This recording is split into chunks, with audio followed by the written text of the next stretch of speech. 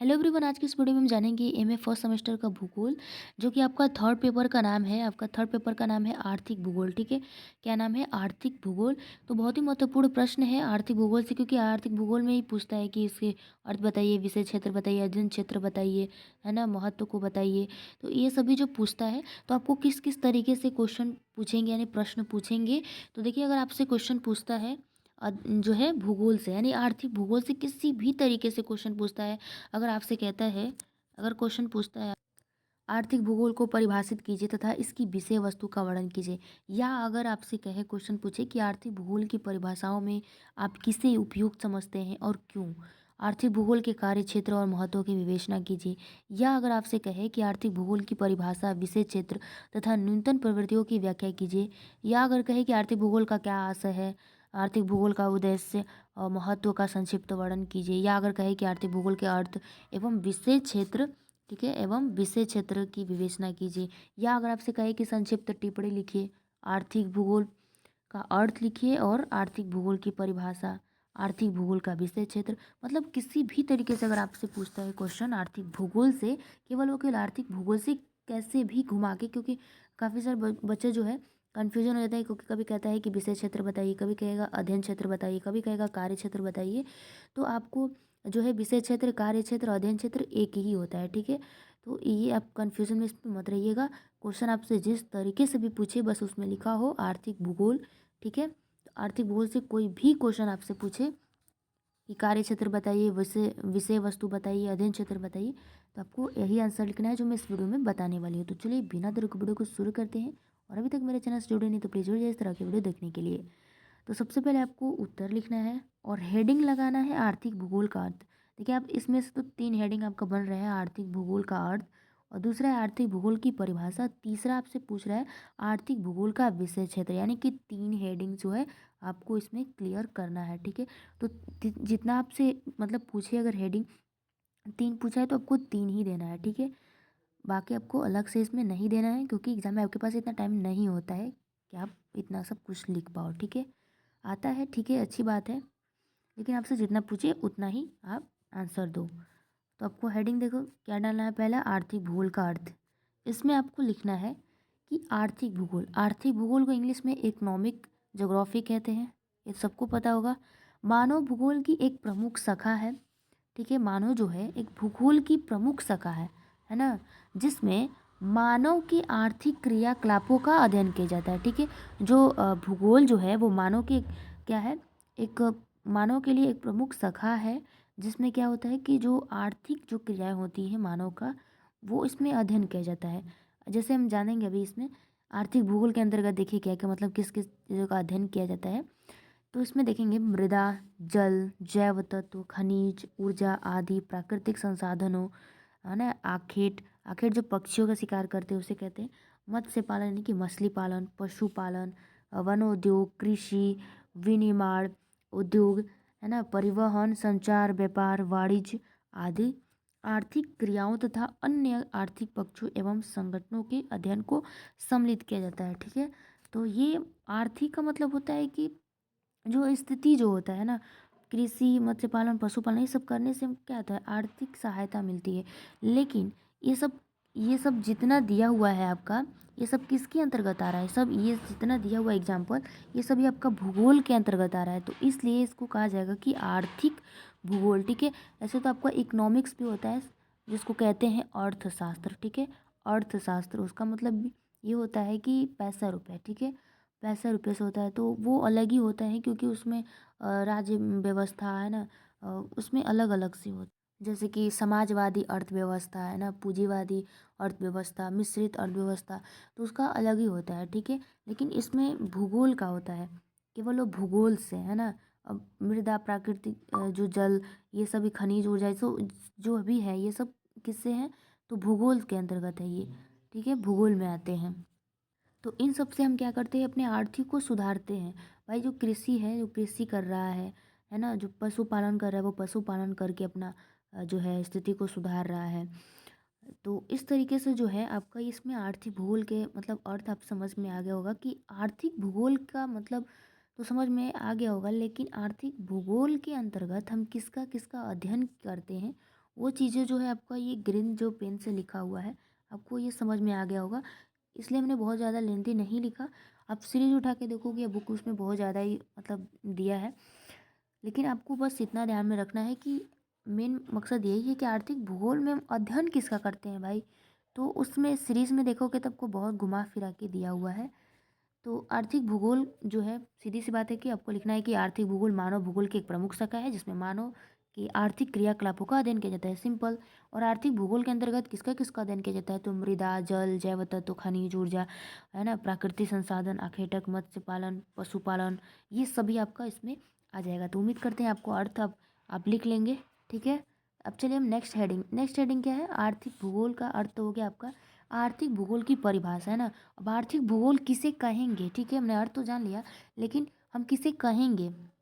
तो इसमें हमने 3 वैज्ञानिक मत जो है जो कि बहुत ही अच्छे अच्छे इसमें आपने लिखा कि ऐसा मतलब छोटा सा रहे कि आपको याद करने में भी सही रहे। ठीक है, वैसे तो आपको बहुत सारे इसमें मिल जाएंगे परिभाषा, लेकिन थोड़ा काफ़ी बड़े बड़े हैं सब परिभाषा, तो आपसे वो याद नहीं होंगे। तो ये मेरे को बहुत अच्छा लगा और समझ में भी आ रहा है और काफ़ी छोटे भी हैं। ठीक है, तो देखिए एक प्रो जिमरमैन के अनुसार ये कहते हैं कि आर्थिक भूगोल मनुष्य के आर्थिक जीवन, है ना, जो आर्थिक जीवन है और आर्थिक वातावरण से संबंधित होता है। ठीक है, तो उसे क्या कहते हैं, आर्थिक भूगोल। मतलब ये जो बता रहे हैं कि आर्थिक भूगोल जो है मनुष्य के आर्थिक जीवन और आर्थिक वातावरण से संबंधित होती है। ठीक है, तो आपको ऐसे याद हो गया।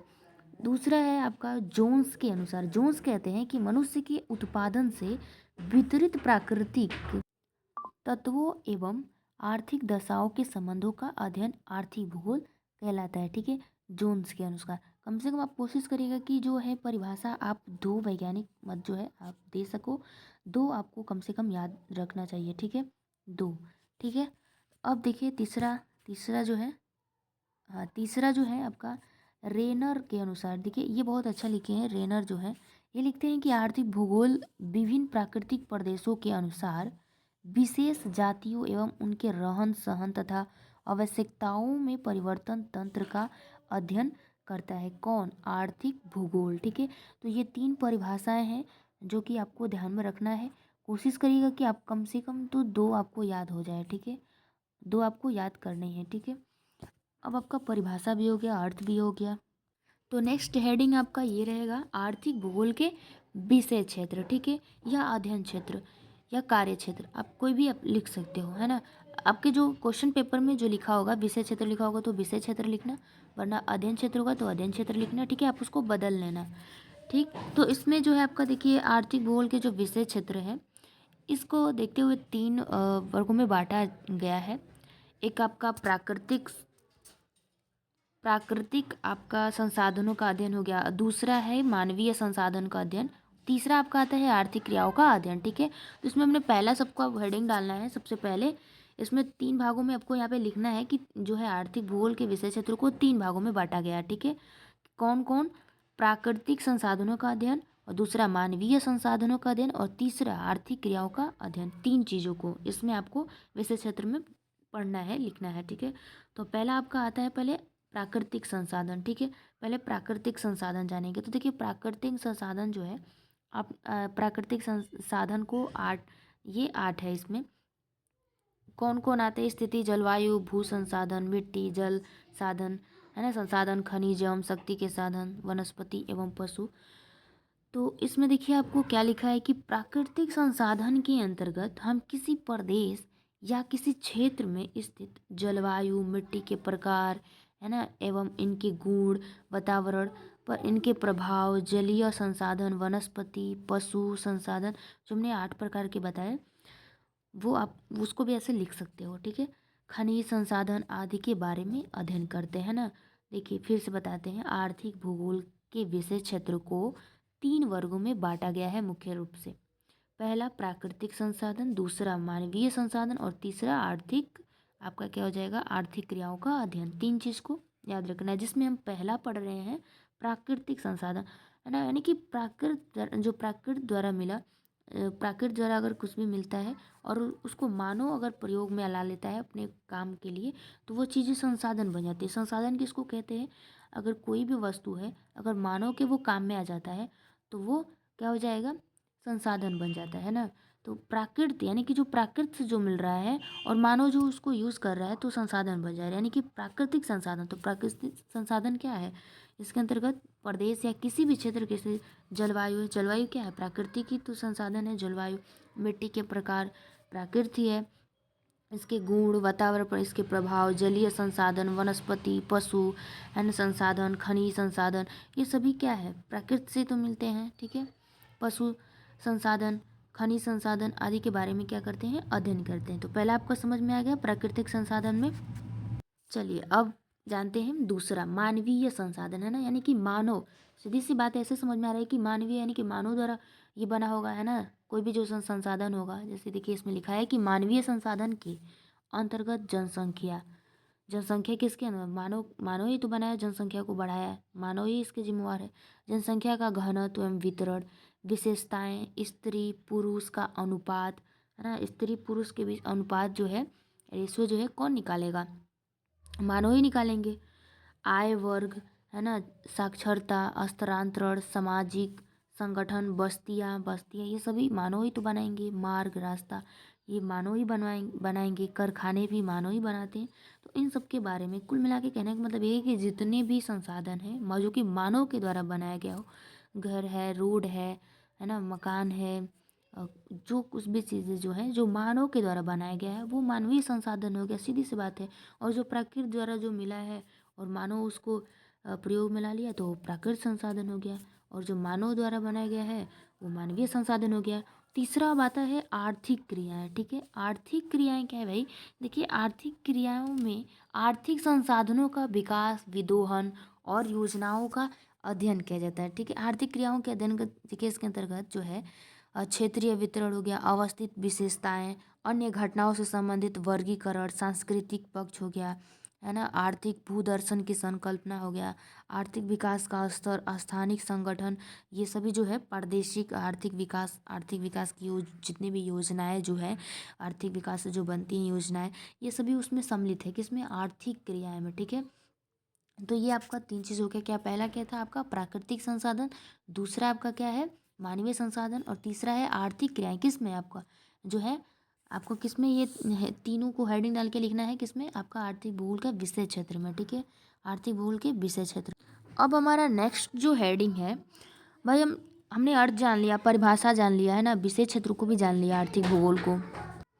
तो थोड़ा हम इसका आर्थिक भूगोल का जो उद्देश्य क्या है, इसका आर्थिक भूगोल का उद्देश्य क्या है, महत्व क्या है, ये भी हम जान लेते हैं। ठीक है, तो आपको हेडिंग लगाना है आर्थिक भूगोल का उद्देश्य एवं महत्व। ठीक है, तो देखिए आर्थिक भूगोल जो है विभिन्न देश में जो हमारा है, ये विभिन्न भागों में आर्थिक संसाधनों की जो अलग अलग जो है विषमता जिसको कहेंगे, अलग अलग तरीक़ों से अध्ययन करता है।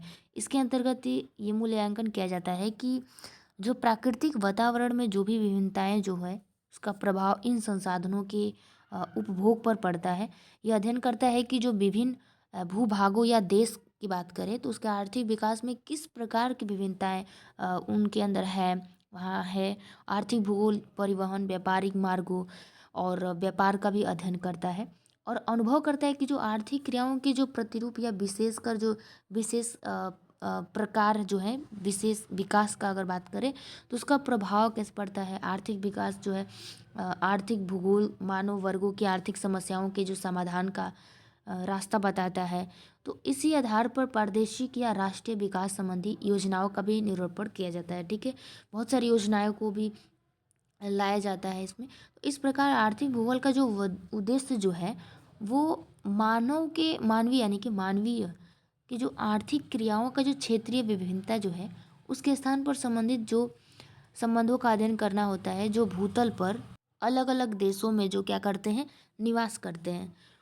और जो मानव जो है आर्थिक समस्याओं को समझने और जो मानव के वर्गों के परस्पर यानी कि उन दोनों के बीच में जो सहयोग द्वारा जो समस्याओं को सुलझाने का भी प्रयास करता है किसमें, आर्थिक भूगोल में। आर्थिक भूगोल द्वारा जो किसी भी देश या भूभाग के जो प्राकृतिक संसाधनों और मानवीय संसाधन का जो मूल्यांकन किया जाता है और प्रादेशिक विकास संबंधी जो भी प्रादेशिक जो बात होगी वो भी योजनाएं इस आधार पर तैयार किया जाता है। आर्थिक भूगोल का उद्देश्य जो है मानवीय आर्थिक कार्यकलापों पर वातावरण के प्रभाव का भी अध्ययन किया जाता है। आर्थिक क्रियाओं के ऊपर भौतिक वातावरण या भौतिक हो या सांस्कृतिक हो, ये दोनों ही वातावरण जो है आपका इसमें प्रभाव के संदर्भ में इसमें अध्ययन किया जाता है। हमारे जो भूतल है इस पे स्थित विभिन्न प्रकार के वातावरण जो है, वातावरण तो एक ही है, लेकिन लोगों जो क्या किए हैं कि अलग अलग रहने की वजह से वो अपना एक वातावरण बना लेते हैं। रहन सहन खान पान में एक अलग ही वातावरण उन लोगों में बन जाता है, ठीक है। तो अगर उस वातावरण में जो रहने वाले जो मानव है उस वर्ग के, तो अनेक प्रकार की आर्थिक क्रियाओं को विकसित किया है, जैसे कि अपने वातावरण का उपयोग करके या अपने अलग प्रकार के वातावरण द्वारा प्रभावित होकर वो अपना वातावरण के साथ सामंजस्य स्थापित करे। और इस प्रकार के तथ्यों का जो अध्ययन करना ही आर्थिक भूगोल के अध्ययन का उद्देश्य है, ठीक है। मतलब किसी का अलग अलग वातावरण होता है, तो बिल्कुल दो वातावरण अलग, उनका रहन सहन खान पान ये सब जो है दोनों एक जैसा नहीं हो सकते, अलग अलग हो सकता है। तो उन्हीं दोनों के बीच में जो है इसका उद्देश्य ये भी है कि उन दोनों के अलग जो वातावरण है, जो रहन सहन खान पान, जो आर्थिक क्रियाएं जो है वो उसका ये इसमें अध्ययन करता है। तो ये आर्थिक भूगोल का ये उद्देश्य है। और इस तथ्य को हम दूसरे शब्द में कह सकते हैं, ये भी कह सकते हैं कि किसी भूभाग या प्रदेश में वातावरण की शक्तियाँ है ना और वातावरण के संसाधनों को इस भूभाग में रहने वाले जो मानव वर्ग की जो पारस्परिक जो भी क्रियाएं हैं उसके परिणाम स्वरूप जो आर्थिक क्रियाओं के प्रतिरूप उद्भूत होते हैं, उन्हीं का अध्ययन आर्थिक भूगोल का उद्देश्य करते हैं, ठीक है। मतलब सिंपल से आप कहने के बाद ये सोचो कि मान लीजिए कि हमारा वातावरण मतलब हम जिस वातावरण में हैं, तो हमारा रहन सहन खान पान मान लीजिए कि अलग है, ठीक है।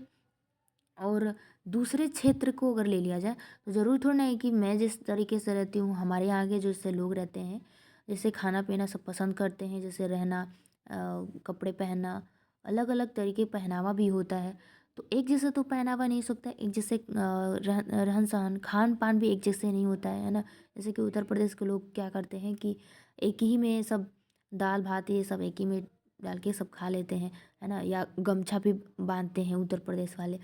तो और अगर आप कहीं और जगह चले जाओगे, जैसे आपका राजस्थान हो गया, तो उन लोग बहुत अच्छे से एक मतलब थाली में बहुत सारे कटोरी का यूज़ करते हैं, तो उस तरीके से मतलब बहुत अच्छे से उन लोग खाते हैं। तो काफ़ी उन लोगों के बीच और हम लोगों के बीच, और पहनावा को भी देख लो तो पहनावा भी बिल्कुल उन लोगों का अलग है। ऐसा थोड़ी है कि हम लोग राजस्थानी जैसे कि आप उन लोगों का पता नहीं घाघरा ये सब वो सब होता है, तो वो सब चीज़ें हम लोग नहीं पहन सकते क्योंकि हमारी वातावरण बिल्कुल अलग है ना। और उनकी वातावरण बिल्कुल अलग है। तो इन दोनों में जो अध्ययन, इन दोनों को अध्ययन करना ये आर्थिक भूगोल का उद्देश्य है, ठीक है। तो उम्मीद करते हैं आपको ये समझ में आ गया होगा। तो हमने हेडिंग कौन कौन से जाना, फिर से रिवीजन कर देते हैं। हेडिंग आपका था आर्थिक भूगोल, ठीक है। आर्थिक भूगोल का अर्थ जिसमें आपका मृदा, खनिज, ऊर्जा ये सब का क्या किया जाता है, अध्ययन किया जाता है। और दूसरा आपका था परिभाषा, जिसमें आपको दो परिभाषा याद रखना है। तीसरा आपका हेडिंग था आर्थिक भूगोल का अध्ययन क्षेत्र, जिसमें आपको मुख्यतः तीन वर्ग में बांटा गया है, जिसमें कि आपका एक हो जाएगा प्राकृतिक संसाधन, दूसरा मानवीय संसाधन और तीसरा आपका आर्थिक क्रियाएं, ठीक है। उसके बाद आपका नेक्स्ट जो हेडिंग लास्ट वाला जो है यही आर्थिक भूगोल का उद्देश्य एवं महत्व, ठीक है। तो वीडियो कैसा लगा कमेंट करके ज़रूर बताइएगा। तो चलिए मिलते हैं ऐसे ही वीडियो के साथ नेक्स्ट वीडियो में, तब तक के लिए जय हिंद।